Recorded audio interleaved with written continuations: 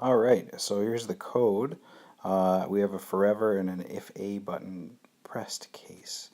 This project actually came up a while ago. I've had the parts for it, but I haven't found the robot that would write the code the way I wanted until I found Microbits could do it.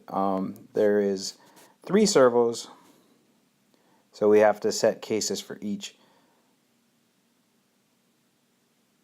So the A button is the blink button, which is our servo set to pin 0.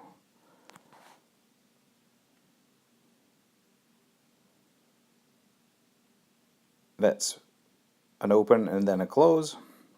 I'm using variables. I'm not sure I had to. I actually might have just been able to drop that rotation right into set servo.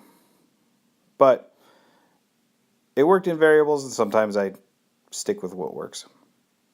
So I set roll to roll and pitch to pitch, and then I set servos to pitch and roll. So those are eyes turning left and right, and eyes moving up and down.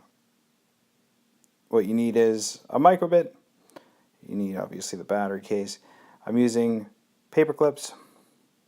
This is a little Lego Technic piece that moves in both up and down and left and right.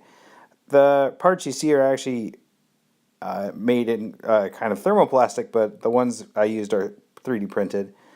They're connected together with a screw that makes the hinge there.